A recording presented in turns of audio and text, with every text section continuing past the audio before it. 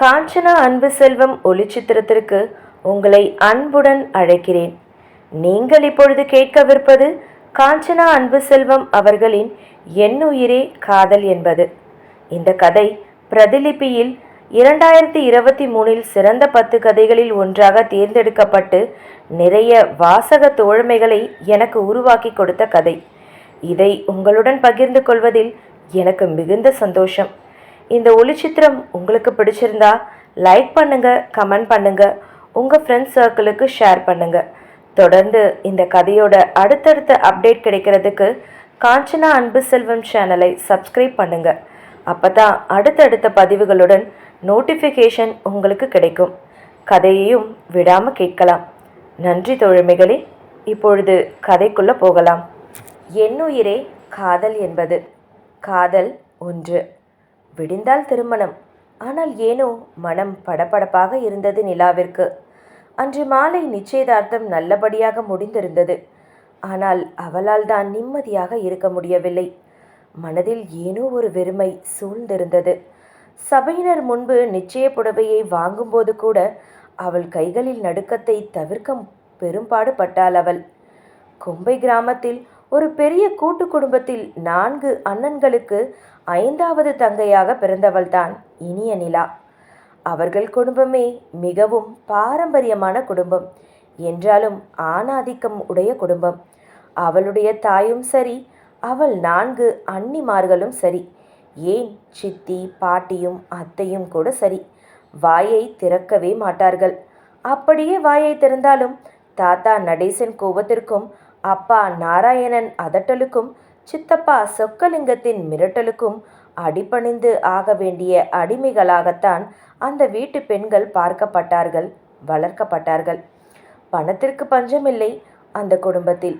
Acre ஏக்கராக நிலம் புலன்கள், தோட்டத்துறவுகள், sugar factory, அரிசி ஆலை, வங்கி கணக்கில் பெரும் பணம் என்று அந்த வட்டாரத்திலேயே அவர்களின் செல்வ செழிப்புக்கு ஈடாக ஒருவரும் இல்லை எனலாம். அப்படிப்பட்டவர்கள் தனது பெண்ணிற்காக பார்த்திருக்கும் சம்மந்தி வீடு மட்டும் குறைவாக இருக்குமா என்ன? அவர்களும் பெரிய பணக்காரர்கள்தான். ஆதிசேஷன் இண்டஸ்ட்ரீஸ் லிமிடெட் எனும் பெரிய பணக்கார குடும்பத்தின் இளைய மகனான கதிரேசனுக்குத்தான் இனிய நிலாவை மணமுடிக்க ஏற்பாடாகியிருந்தது. ஆதிசேஷனும் கிராமத்தில் பிறந்து வளர்ந்தவர்தார். ஆனால் பெரிய பணம் ஈட்ட வேண்டும் என்ற கொள்கையில் தன்னிடம் உள்ள நிலப்புலன்களை, வீடு வாசல் என்று எல்லாவற்றையும் விற்றுவிட்டு நகரத்திற்கு குடிபெயர்ந்து அங்கு சிறியதாக தொடங்கிய இண்டஸ்ட்ரீஸ் இன்று பெரியதாக வளர்ந்து அவர்களுக்கு பொருள் ஈட்டி கொடுத்து கொண்டிருக்கிறது. அவர் என்னதான் நகரத்து வாழ்க்கைக்கு பழகப்பட்டாலும் அவருடைய பெரிய பையனுக்கும் கிராமத்தில்தான் பெண்ணெடுத்திருந்தார். அதே போல அடுத்த மகனுக்கும் கிராமத்தில் இருக்கும் பெரிய பணக்காரன் நடேசனின் வீட்டில் பெண்ணெடுக்க தீர்மானித்து அதில் வெற்றியும் கண்டார். கொம்பை கிராமத்திற்கும் சின்னமனூர் நகரத்திற்கும் இடைப்பட்ட ஒரு பெரிய திருமண மண்டபத்தில்தான் திருமணம் செய்ய ஏற்பாடு செய்யப்பட்டிருந்தது.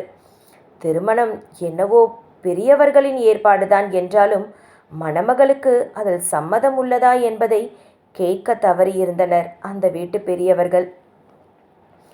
அவர்கள்தான் எதையும் வீட்டில் இருக்கும் பெண்களை கேட்டு செய்வதில்லையே. அவர்கள் வைத்ததுதான் அந்த வீட்டில் சட்டம் என்று நடப்பவர்களாயிற்றே. நிலாவின் கடைசி அண்ணன் காத்தவராயனின் திருமணத்தில் ஓடி ஆடி வேலை செய்து கொண்டிருந்த இனிய நிலாவை பார்த்தவர்கள் பின்புலம் நன்றாக இருக்கவே கல்லூரியில் 2ஆம் ஆண்டு படித்து கொண்டிருக்கிறாள் என்பதையும் பொருட்படுத்தாமல் திருமணத்தை பேசி முடிவெடுத்து விட்டனர். படித்து முடித்துவிட்டு கல்யாணம் செய்து கொள்கிறேன் என்று அவள் எவ்வளவோ சொல்லியும் கேட்காமல் திருமண ஏற்பாடுகளை செய்தே விட்டிருந்தனர். இதோ இன்று நிச்சயதார்த்தம், அடுத்த நாள் காலை திருமணம். அவள் வாழ்க்கையில் எல்லாம் முடிந்தது என்று அவளுக்கு தோன்றியது. சிறு வயதிலிருந்தே அடக்கி ஆளப்பட்டவளுக்கு ஒரு சிறைச்சாலையிலிருந்து தப்பி இன்னொரு சிறைச்சாலைக்கு செல்வது போலத்தான் இருந்தது அவளின் இந்த திருமண ஏற்பாடு. திருமணம் முடித்து கணவன் வீட்டுக்கு செல்வது என்பது எட்டிக்காயாக கசந்தது அவளுக்கு. ஏட்டிக்காய் என்பது மிகுந்த கசப்போடு நச்சுத்தன்மையும் கொண்ட ஏட்டி மரத்தின் காய். பெண் பார்க்க வந்த அன்றே அவன் கவனித்த ஒன்று மாப்பிள்ளை வீட்டினர் ஆளுமையும் கர்வமும் பணக்கார திமிரும். அவர்கள் பேச்சிலும் உடல் மொழியிலும் நன்றாகவே தென்பட்டது. அதுவும் மாப்பிள்ளை என்று சொல்லப்படும் கதிரேசனின் பார்வையும் சரி, அவன் அண்ணன் அமுதவாணனின் பார்வையும் சரி, அங்கு இருக்கும் பெண்களை மொய்த்து தின்றது. அப்பொழுதே அதை கவனித்த இனிய நிலாவிற்கும் அவள் அன்னிமார்களுக்கும் அன்றே அவனை சுத்தமாக பிடிக்கவில்லை. மணமகளாக தேநீர் தயாரித்து எடுத்துக்கொண்டு சென்ற கொடுக்கையிலேயே அவனின் பார்வை போன இடங்களை பார்க்கையில் அவளுக்கு அருவருப்பாகத்தான் இருந்தது. அவள் இதை எவ்வளவோ முறை தன் தாயிடம் எடுத்து கூறியும் ஆண்கள் என்றால் அப்படித்தான் இருப்பார்கள் என்று அவரும் கூறிவிட பேச்சற்றுதான் போனாள் பெண்ணவள். திருமணத்தை நிறுத்த எவ்வளவோ பாடுபட்டு அவள் அன்னிகள் மூலமாக அண்ணன்மார்களுக்கு கொண்டு சென்றும் அவளால் திருமணத்தை நிறுத்தவே முடியவில்லை. மேலும் தன் அண்ணன்களுக்கும் தன்னுடைய விருப்பமின்மை தெரிந்து விட்டதனால் மேலும் அவளுக்கு கட்டுப்பாடுகள் அதிகமாக விதிக்கப்பட்டு இன்னும் சிறை கைதியானதுதான் மிச்சம். அவற்றையெல்லாம் யோசித்து சலித்து கொண்டவள் இப்படி ஒரு வீட்டிற்கு மருமகளாய் போவதை விட இப்படி ஒருவனுக்கு மனைவியாய் போவதை விட தற்கொலையே பண்ணிக்கொள்ளலாம் என்று முடிவிற்கு வந்து அதையும் செயல்படுத்தி பார்த்தாள். அதை அவள் தாய் பார்த்து அழுது புரண்டு இனிமேல் இது மாதிரி செய்ய மாட்டேன் என்று தன் தலையிலேயே சத்தியம் வாங்கி கொண்டு தான் விட்டார். அவள் தாயார் பார்வதி எல்லா வழிகளும் அடைப்பட்ட நிலையில் மன நிம்மதியே இல்லாமல் திருமணத்திற்கு தயாராகி மண்டபத்திற்கு வந்திருந்தாள். எங்கும் அவள் மனம் நிலை கொள்ளாமல் தவித்தது என்னவோ உண்மை. என்ன செய்யலாம் என்று யோசித்து கொண்டே இருந்தாள். கிராம முறைப்படி திருமண ஓலை வாசிக்கப்பட்டு நிச்சயதார்த்தமும் ஒரு வழியாக நடந்து முடிந்தது. விடிந்தால் திருமணம், அவ்வளவுதான் இனி தனது நிலை என்று சோர்ந்து போய் அமர்ந்தவள் எல்லா இடமும் அடைப்பட்ட மனநிலையில்தான் இருந்தாள். எப்படியாவது திருமணத்திலிருந்து தப்பித்து ஓடிவிடலாம் என்று யோசித்தவளுக்கு அதற்கான வழி கிடைக்காமல் போனது அந்தோ பரிதாபம்தான். வானத்து நிலவை பார்த்து சோர்ந்து போய் ஜன்னலின் அருகில் அமர்ந்து பழைய ஞாபகங்களை எண்ணிக்கொண்டு வருந்தியவளுக்கு கண்கள் கரித்து கொண்டு வந்தது. காலையில் முகூர்த்தம் என்பதால் அனைவரும் அவரவர் அறையில் படுத்து உறங்க ஆரம்பித்து விட்டனர். இவளது அறையிலும் தாயும் பாட்டியும் தரையில் படுத்து உறங்க ஆரம்பித்து விட்டிருந்தனர். ஆனால் இவளுக்குத்தான் தூக்கம் என்னவோ தூர போயிருந்தது. நடு சாமம் தொடங்கி விட்டிருந்தது. சுற்றியும் கும்மிருட்டு சூழ்ந்திருந்தது. இதை எதையும் பொருட்படுத்தாமல் ஜன்னலின் வரியே வானத்தை வெறித்து பார்த்து கொண்டிருந்தாள் நிலா. அவள் மெல்ல தன் கண்களை மூடி தன்னை சமன்படுத்தி கொண்டு தன்னுடைய மனதை நிதானத்திற்கு கொண்டு வந்தவள் பார்வையை கீழே இறக்கும்போது பக்கத்தில் இருக்கும் மரத்தில் பறவை கூட்டை கவனித்தாள் நிலா. நிலா வெளிச்சத்தில் பார்க்க அந்த பறவை கூட்டில் தாய், தந்தை, குஞ்சுகள் என்று ஒரு குடும்பமாக இருந்தது அவளின் பார்வையை நிறைத்தது. பறவையாக இருந்திருந்தால் கூட வானை அதன் எல்லையை தேடி பறந்திருக்கலாம் என்று கூட யோசிக்க தோன்றியது. அந்த இருட்டிலும் நிலா வெளிச்சத்திலும் மரத்தின் கிளையில் 2 கண்கள் வெள்ளியாக மின்ன சற்றென்று பயந்தவள் கத்த வாயை திறந்துவிட்டாள். சுதாரித்தவள் தன் வாயை 2 கைகளை வைத்து பொத்திய மூடியபடி அடக்கி கொண்டாள். ஆந்தை ஒன்று கண்களை விரித்து அவளையே கூர்ந்து பார்த்து கொண்டிருந்தது. அதை பார்த்து தன்னை மீட்டு கொண்டவள் என்று சலித்து கொண்டவளுக்கு தன்னை கடவுள் ஒரு ஆந்தையாகவாவது பிறக்க வைத்திருக்கலாம் என்று தோன்றியது. நீண்ட பெருமூச்சு ஒன்றை வெளியிட்டவள் தன்னை சமன்படுத்தி கொண்டு பார்வையை அப்படியே கீழே திருப்பினாள். அங்கே அங்கே ஒருவன் நடந்து செல்வது போல இருக்க பார்வையை கூர்மையாக்கி யார் என்று பார்த்தாள்.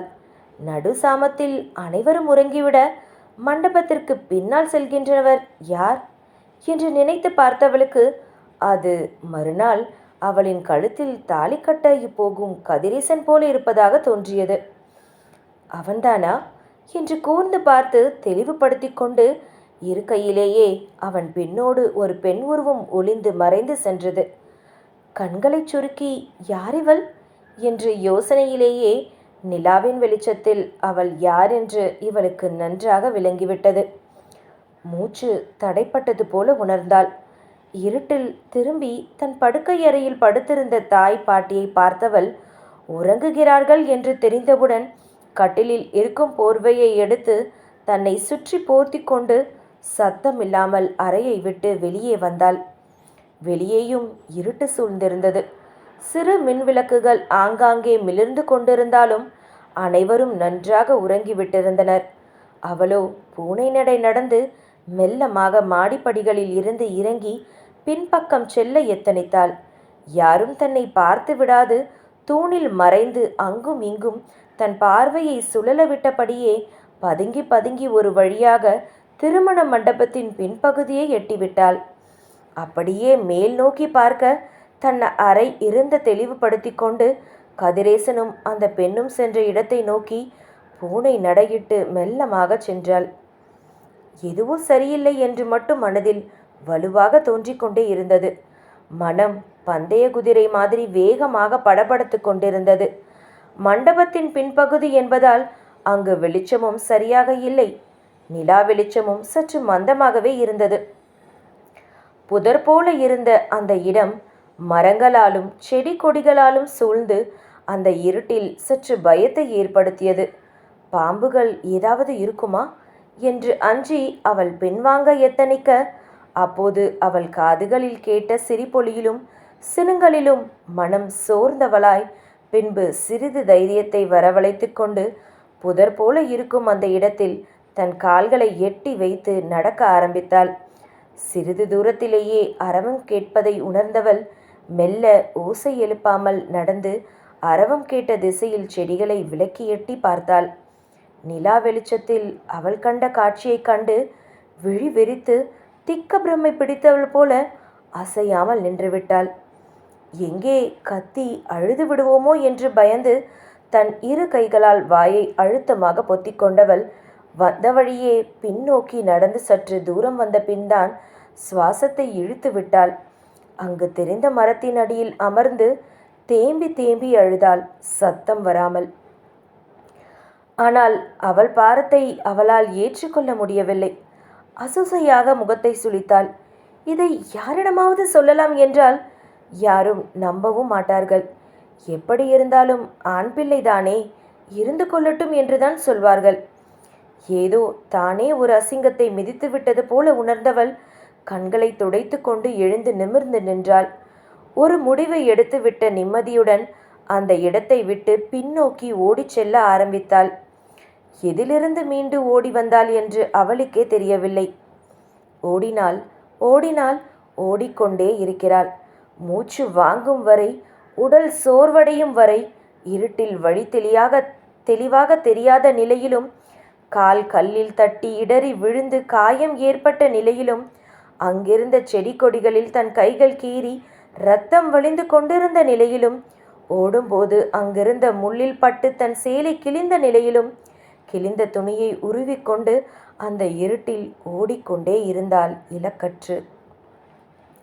கிட்டத்தட்ட 2 மணி நேரம் ஓடியது கூட அவளுக்கு தெரியவில்லை. ஓடி ஓடி தோய்ந்தவள் மூச்சிறைக்க ஒரு இடத்தில் இடறி விழுந்து எழுந்த கூட முடியாமல் அப்படியே அமர்ந்து விட்டாள். கண்களே கூசும் அளவுக்கு அருவருக்கத்தக்க அசிங்கத்தை பார்த்துவிட்ட அவளுக்கு மனமும் உடலும் மிகவும் சோர்ந்து விட்டது.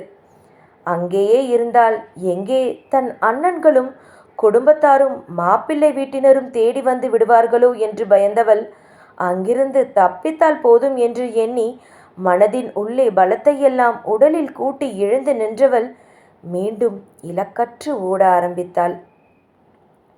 எவ்வளவு நேரமாக ஓடிக்கொண்டிருக்கிறாளோ அவளுக்கே தெரியவில்லை. மேலும் 1/2 மணி நேரம் ஓடியதற்கு பின் வாகன சத்தம் கேட்கும் இடத்தை நெருங்கிவிட்டாள்.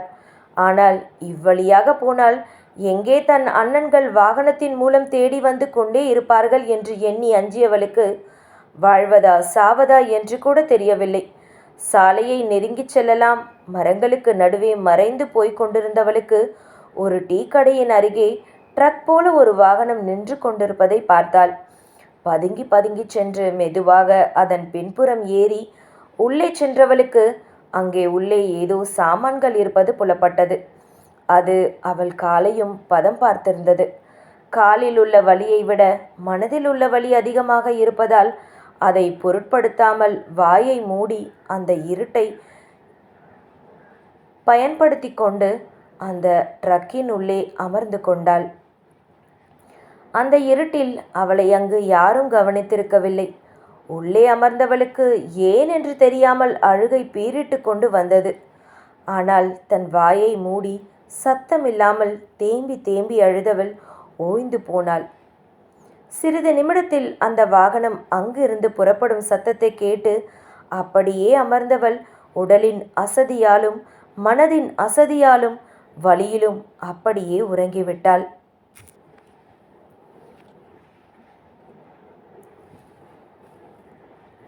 காதல் 2.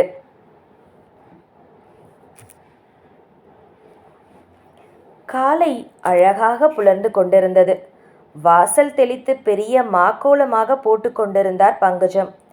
அதை அருகே நின்று ஹேமா ரசித்தபடி, எனக்கு ஏன் அத்தை உங்கள் அளவுக்கு அழகாக கோலம் போடவே தெரியல என்று கேட்க அவளை பார்த்து புன்னகை பூத்த பங்கஜம், நைஸா என்ன வேலை வாங்கிறதுக்கு தான் என்று அவளை வம்புக்கு இழுக்க, ஐயோ அத்தை, நிஜமாக தான் சொல்கிறேன், நான் போடுற கோலம் சரியில்லைன்னு சொல்லி தானே நீங்களே போட ஆரம்பிச்சிங்க. இப்போ என்னவோ நான் போய் சொல்கிற மாதிரி சொல்கிறீங்க என்று கேட்டாள் சினுங்கலாக ஹேமா. பங்கஜம் சிரித்தபடியே, ஆகாஷ் எழுந்துட்டானா என்று கேட்டுக்கொண்டே கைகளை தட்டி துடைத்தவர் அங்கிருந்த கோலப்பொடியையும் வாளியையும் தூக்கி கொண்டு உள்ளே சென்றார். அத்தை, இதை கொடுங்க, நான் எடுத்துகிட்டு போய் வைக்கிறேன் என்று கூறியபடியே ஹேமா அவரிடமிருந்து வாளியையும் கோலப்பொடி டப்பாவையும் வாங்கியவள், ஆகாஷ் இன்னும் தூங்கிட்டு தான் இருக்காங்க. நேற்று இரவு அவங்க அப்பா கூட ரொம்ப நேரம் பேசிகிட்டு இருந்தா அத்தை, தூங்க நேரம் ஆயிடுச்சு, இன்னைக்கு கொஞ்சம் மெல்ல தான் எந்திரிப்பான்னு நினைக்கிறேன் என்று சொன்னவள் வாளியை வைத்துவிட்டு சமையல் அறையில் காஃபி போட சென்றாள். பங்கஜம் முன்வாசலில் இருந்த வரவேற்பறைக்குள் நுழையும் போதுதான் ரங்கராஜன் மாடிப்படிகளிலிருந்து கீழே இறங்கி கொண்டிருந்தார். என்னம்மா, இந்த குமரனை இன்னும் காணோம்? அவனுக்கு ஃபோனை போடு, எங்கே இருக்கான்னு கேளு என்று கேட்டுக்கொண்டே கீழே வந்து வரவேற்பில் உள்ள சோஃபாவில் அமர்ந்தார். கைபேசியை தேட ஆரம்பித்தார். அது கிடைக்காமல் போகவே எழுந்து சென்று அங்கு மேஜையின் மேலிருந்த தரைவழி தொலைபேசியை எடுத்து தன் மகனின் எண்ணிற்கு டயல் செய்ய ஆரம்பித்தார். சற்று நேரம் கழித்து தான் எடுத்தவன், அப்பா வந்துட்டு தான் இருக்கேன், கொஞ்ச நேரத்தில் ஊருக்குள்ளே வந்துடுவேன், நீங்கள் பாட்டுக்கு நிம்மதியாக டீயை குடிச்சிட்டு வயலுக்கு போங்க என்றான் குமரன். அவனின் குரலை கேட்டவுடன் தான் சற்று நிம்மதி அடைந்தவர், டேய் ஒன்றும் பிரச்சனை இல்லைல்ல, ஒழுங்காக ஓட்டிட்டு போயிட்டு வந்துட்டல, லோடு எல்லாம் ஒழுங்காக இறக்கிட்ட தானே, வண்டியில் ஏதாவது கீறல் போட்டுட்டியா இல்லை எங்கேயாவது தேய்ச்சிட்டியா என்று அவர் நக்களிடும் தோணியில் கேட்டுக்கொண்டே போக, அப்பா ரொம்ப ஓவராக பேசிகிட்டு இருக்கீங்க, நீங்கள் போன போது உங்களுக்கு உதவி பண்ணலாம்னு தான் எடுத்துகிட்டு போயிட்டு வந்தேன், என்னை விட உங்களுக்கு வண்டி தான் முக்கியம் போல் பேசிகிட்டு இருக்கீங்க, பார்த்ததுக்கு வண்டியில் கோடு விழுந்துதா ரோடு விழுந்துதான்னு கேள்வி வேற என்று கோபப்பட்டான் தன் தந்தையிடம். அவனுக்கு தெரியும் அவர் கிண்டல் தான் அடிக்கிறார் என்று. அவனும் வேண்டுமென்றே எல்லலுடன் தான் கோபப்படுவது போல பேசிக்கொண்டிருந்தான். நீ இன்னும் வரலையேன்னு தாண்டா பதட்டமாகி உனக்கு ஃபோனை போடுறேன், நீ என்னென்னமோ சாவகாசமாக பேசிகிட்டு இருக்க, என் கணக்குப்படி இந்நேரம் 4 மணிக்கு எல்லாம் நீ வீட்டுக்கு வந்திருக்கணும், மணி இப்போ 5:30 ஆகுது, இன்னும் வந்து சேரலை, அதான் கொஞ்சம் பதட்டமாக இருந்தது, சரி பேசிக்கிட்டே வண்டியை ஓட்டாத, வெரசா வீட்டுக்கு வந்து சேரு, அப்புறம் பேசிக்கலாம் என்றவர் அலைபேசியை துண்டிக்கப் போக, இல்லைப்பா வண்டியை ஓரமாக நிறுத்திட்டு தான் பேசிகிட்டு இருக்கேன், இன்னும் கொஞ்ச நேரம் இப்படியே பேசிகிட்டு இருந்தீங்கன்னா நான் வரதுக்கு இன்னும் நேரம் ஆகும் என்று குமரன் கூற, சரி சரிடா, பத்திரமா ஓட்டிட்டு வா, நான் ஃபோனை வச்சிடுறேன் என்று கூறியபடியே வைத்தவர் திரும்புகையில் மருமகள் கையில் டீ கோப்பையுடன் வந்தாள். அவருக்கு எப்பொழுதும் டீ தான். டீ குடித்தால்தான் அந்த நாள் முழுமையடைவதாக உணர்வார். காலையில் தேநீர் குடித்தால்தான் அவருக்கு வேலையே தொடங்கும், இல்லையென்றால் எதையோ இழந்துவிட்டது போல உணர்வார். ஹேமாவின் கணவருக்கு காஃபி என்றால் உயிர். தன் கணவனுக்கு காஃபியை போட்டு எடுத்துக்கொண்டு தன் மாமனாரின் குரல் கேட்டவுடன் அவருக்கும் டீயை போட்டு எடுத்து வந்து அவரிடம் நீட்டியவளிடம், கோப்பையை பெற்று கொண்டவர் தன் மருமகளிடம், ஆகாஷ் இன்னும் எந்திரிக்கலையாமா என்று கேட்டார். இல்லை மாமா, கொஞ்சம் லேட் ஆகும்னு நினைக்கிறேன் என்று அவள் கூற, காலையிலேயே எழுப்பி பழக்கப்படுத்திடுமா என்று கூறிக்கொண்டே டீயை நிறுத்தி நிதானமாக சுவைக்க அருந்த ஆரம்பித்தார்.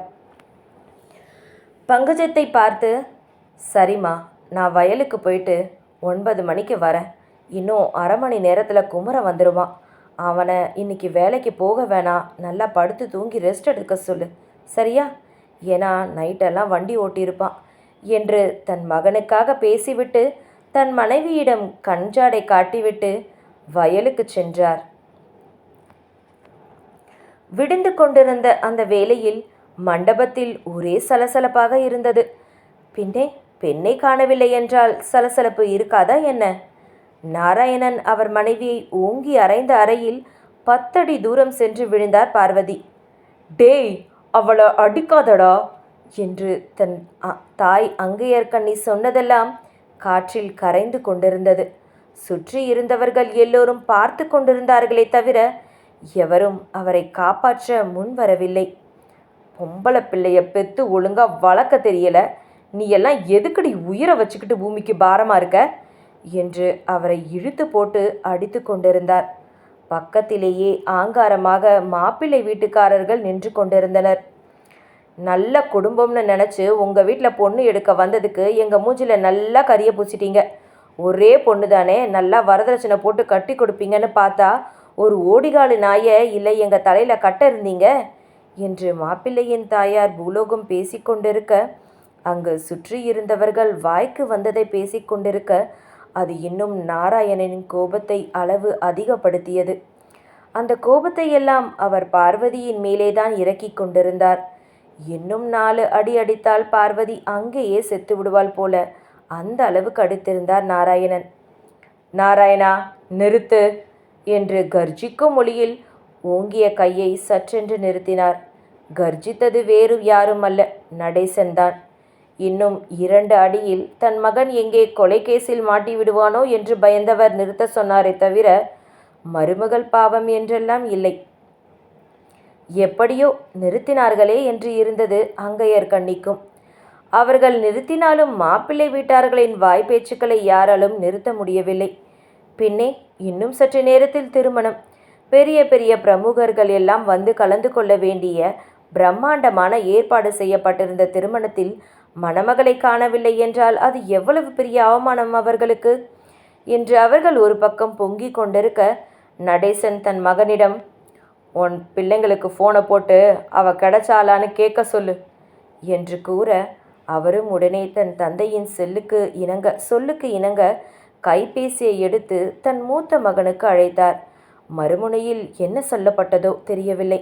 இவர் இங்கு கொந்தளிப்பில் கத்தினார். நீங்கள்லாம் என்னடா எதுக்குடா இங்கே இருக்கீங்க? ஒத்த பொம்பளை பிள்ளைய பார்க்க தெரியல, ச்சே என்று அவனை திட்டியவர் ஆக்ரோஷமாக அடுத்த மகனை தொடர்பு கொண்டார். அங்கேயும் அதே பதில். அவனையும் திட்டிவிட்டு அடுத்தவர்களையும் தொடர்பு கொண்டவருக்கு பதில் என்னவோ அவர் எதிர்பார்த்தது போல கிடைக்கவில்லை.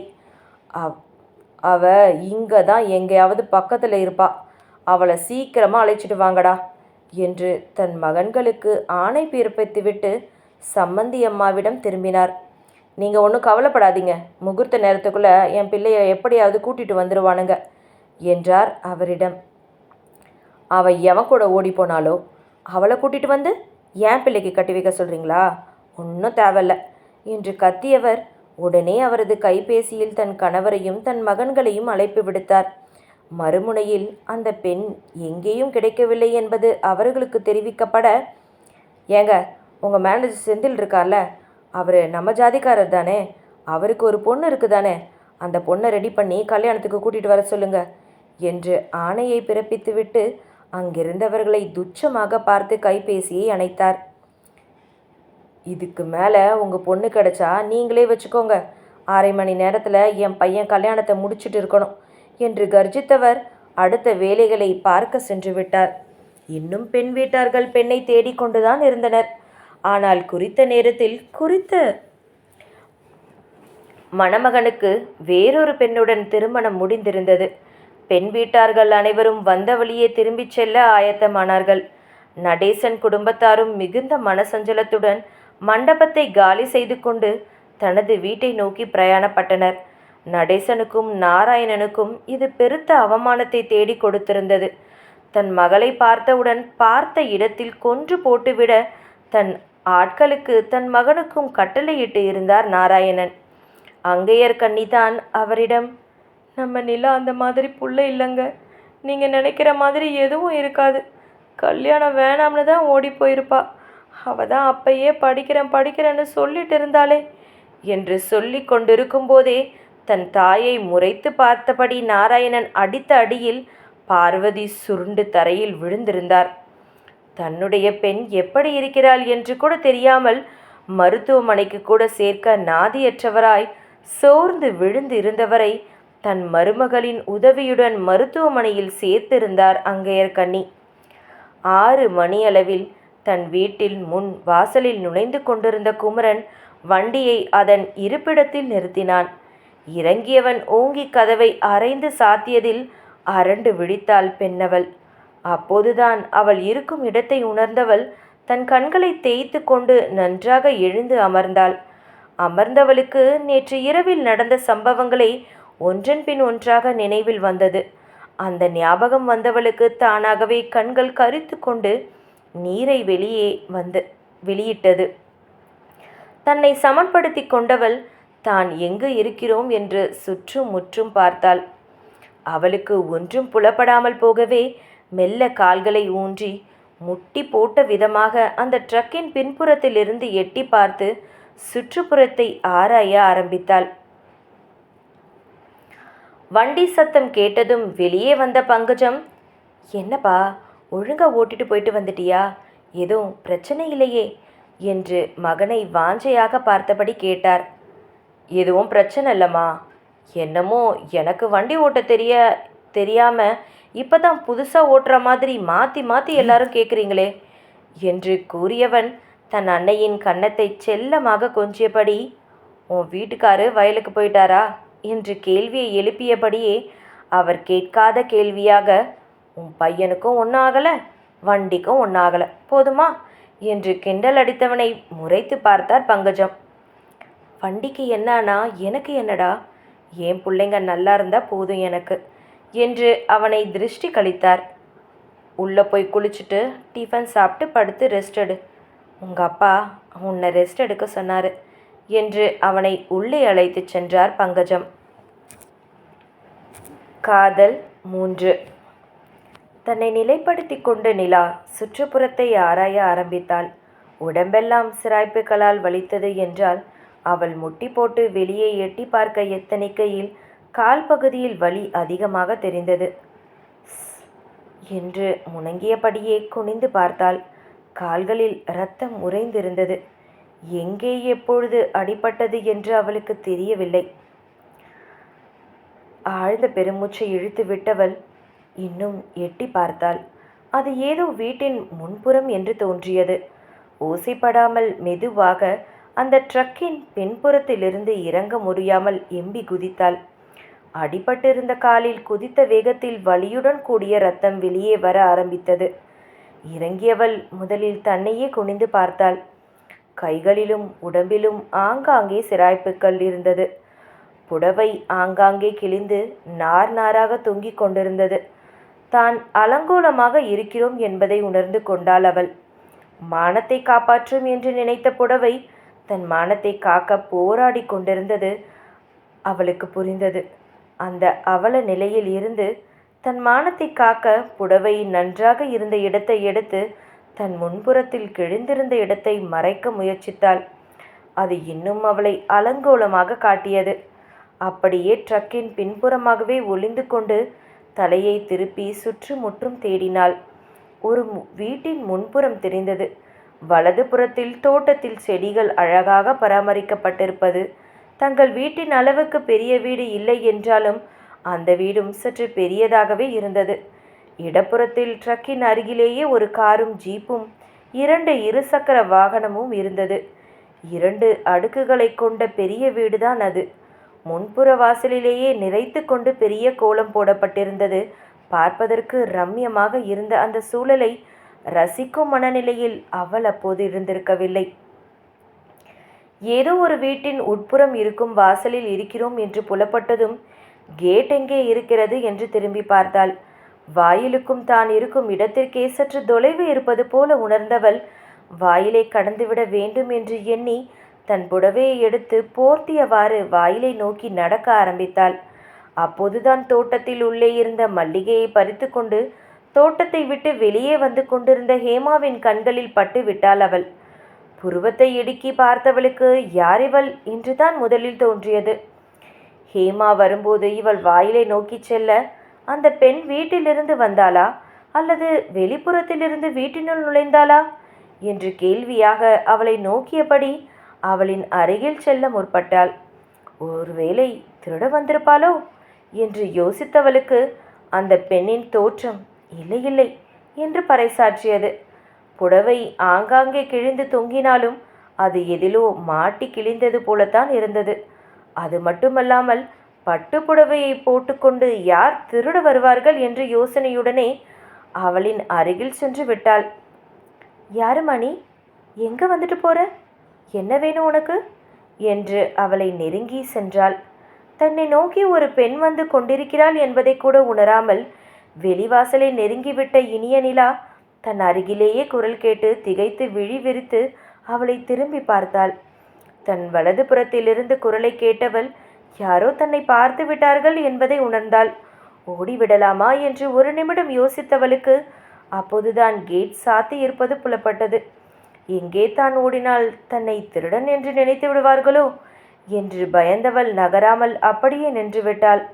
அவள் அப்படி யோசித்து கொண்டே இருக்கையிலேயே அவளின் அருகில் வந்த ஹேமா அவள் முன்னால் வந்து நின்று யாரு மணி என்றாள். அப்போது தான் ஹேமாவும் அவளின் முகத்தை நன்றாக பார்த்தாள். அவள் முக்காடு போட்டிருந்தால் அவள் முகம் சரியாக தெரியாமல் இருந்தவளுக்கு அவள் முகத்தை பார்த்தவுடன் தான் தெரிந்தது அவள் சிறு பெண்ணென்று. அவளை அப்படியே அலசி ஆராயும் பார்வை பார்த்தாள். கைகளில் ஆங்காங்கே இரத்தம் உறைந்து நின்றது. முகத்தில் சிறு பிள்ளைத்தனமும் பீதியும் நிறைந்திருந்தது. கைமுட்டியிலும் இரத்தம் வடிந்து கொண்டிருந்தது. பார்த்தவருக்கு சற்றென்று மனம் கனிந்து விட்டது. அவள் கேட்க வந்த கேள்வியை மறந்துவிட்டு ஐயோ எவ்வளவு அடிபட்டு இருக்கே, ரத்தம் வேற இப்படி வருது, இப்படியே எங்கே போற, வா உள்ள என்று அவள் கையை பிடித்து கொண்டு வாசல் படியை நோக்கி நடக்க ஆரம்பித்தாள் ஹேமா. தன்னை பார்த்து கேள்வி கேட்கப் போகிறார்கள், நன்றாக திட்டப் போகிறார்கள் என்று நினைத்து கொண்டிருந்தவளுக்கு அந்த பெண் தன் மீது பரிதாபப்பட்டு அவளை வீட்டுக்குள் அழைத்து செல்வதை புரியாத பாவனையுடன் விழித்து கொண்டே அவளின் இடுப்பிற்கு நடந்து சென்றாள் நிலா. வீட்டின் வாசல் பகுதியை எட்டும் போதே உள்ளே குரல் கொடுத்து கொண்டே சென்ற அந்த பெண்ணின் செயலில் திகைத்து பயந்து நின்றாள் நிலா. ஹேமாவின் குரலில் வாசப்படியை நோக்கி வந்த பங்கஜம் என்ன என்று பார்க்க அங்கு ஹேமா ஒரு பெண்ணின் கையை பிடித்தபடியே நின்று இருந்தது தெரிந்தது. அத்தை, இங்கே கொஞ்சம் வந்து பாருங்க, இந்த பிள்ளைக்கு எம்புட்டு ரத்தம் வருதுன்னு என்று கூறியவள் உள்ளே இன்னும் குரலை உயர்த்தி குமரா தம்பி, அந்த மருந்து பெட்டியை கொஞ்சம் எடுத்துட்டு வாங்க என்று தன் மைத்துனனுக்கு வேலையை சொல்லியபடி அவளை வீட்டினுள்ளே அழைத்து வந்து விட்டாள் ஹேமா. வாயிலின் அருகில் நின்றவளுக்கு அப்படியே ஓடிவிடலாமா என்ற எண்ணம் தோன்றினாலும் அவள் உடம்பு அதற்கு ஒத்துழைக்கவில்லை. இதில் காலில் வேறு அடிபட்டிருக்க இரவு வெகு நேரம் ஓடியதாலும் உடம்பு மிகவும் சோர்ந்திருந்தது அவளுக்கு. அவள் கூப்பிட்ட குரலிலேயே வாசலில் முன்புறம் வந்த பங்கஜம் யாருக்கு என்ன ஆச்சுமு, எங்கடி ரத்தம் வருது என்று கேட்டபடி வெளியில் வந்தார். இந்த பொண்ணுக்குத்தான் வருது அத்தை, சீக்கிரம் மருந்து எடுத்துட்டு வர சொல்லுங்க அத்தை என்று கத்தினாள் ஹேமா. என்ன நடக்கிறது என்று யோசித்து சுதாரிப்பதற்குள் நிலா வீட்டின் உட்புறத்தில் சோஃபாவில் அமர வைக்கப்பட்டிருந்தாள். ஹேமா கத்திய கத்தலில் அப்போதுதான் குளிக்கச் சென்ற டவலை எடுத்து சென்ற குமரனும் என்ன ஏது என்று மாடியிலிருந்து வந்து எட்டி பார்த்தான். ஏதோ ஒரு பெண்ணை வைத்து கொண்டு அன்னையும் அண்ணியும் நிற்பதை பார்த்து என்ன நீ, என்ன ஆச்சு என்று மாடியில் இருந்தபடியே குரல் கொடுத்தான். தம்பி, நீங்கள் முதல்ல அந்த மருந்து பெட்டி எடுத்துட்டு வாங்க, இந்த பிள்ளைக்கு ரொம்ப ரத்தம் வருது, பாருங்க கட்டு போட்டு விடணும் என்று குரல் கொடுத்தாள் தன் மைத்துனனுக்கு. அவனும் யார் என்று ஏதும் பார்க்காமல் உடனே ஃபர்ஸ்ட் எய்ட் கிட்டை எடுத்துக்கொண்டு கீழே படிகளில் தடதடவென்று இறங்கி வந்தான்.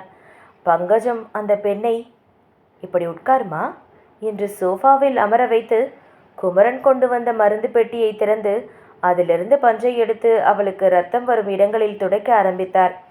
கைகளில் இருக்கும் சிராய்ப்புகளையும் டெட்டால் தேய்த்த அந்த பஞ்சினால் துடைத்து கொண்டிருந்தவர் மெதுவாக அந்த பெண்ணின் முக்காடை விலக்க முற்பட்டார். அவள் அதை கெட்டியாக பிடித்திருக்கவே, ஒன்றும் இல்லைம்மா, ஒன்றும் இல்லை, பயப்படாத, வேற எங்கேயாவது அடிபட்டு இருக்கான்னு பார்த்து மருந்து தேய்ச்சி விடுறதுக்காக பார்த்தேன் என்றார் பாசமாக. இருந்தும் அந்த பெண் போர்த்தி இருந்த புடவையை எடுப்பதாக இல்லை என்றவுடன் அப்போதுதான் அவளை நன்றாக ஊன்றி பார்த்தார் பங்கஜம். சிறுபிள்ளைத்தனமான முகம், ஆனால் பயத்தில் முகம் வெளிரி இருந்தது. இவள் ஏதோ திருமணத்திலிருந்து வந்திருக்கிறாள் போல. யாராவது இவளிடம் தவறாக நடந்து கொண்டார்களா? ஏன் இப்படி ஆங்காங்கே அடிபட்டு இருக்கிறது என்று யோசித்தவர், பயப்படாதம்மா, நான் உன் அம்மா மாதிரி தான், எனக்கும் உன்னை போல ஒரு பொண்ணு இருக்கா, இங்கே பாரு, இது என் மருமக தான் என்று பாசமாகவும் பரிவாகவும் பேசினார். அவர் அப்படி பேசும்போதே அவளின் கண்களிலிருந்து தரதரவென்று நீர் இறங்கிவிட எழுந்து நின்று அவர் கண்களை துடைக்க ஆரம்பித்தார் பங்கஜம். எதுக்குமா அழுவுற?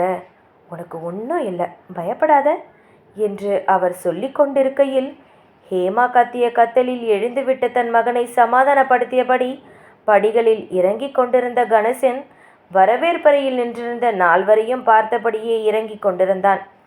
குமரன் கைகளை கட்டியபடியே ஓரமாக நின்று கொண்டு தனது தாயையும் அந்த பெண்ணையும் மாறி மாறி பார்த்து கொண்டிருந்தான்.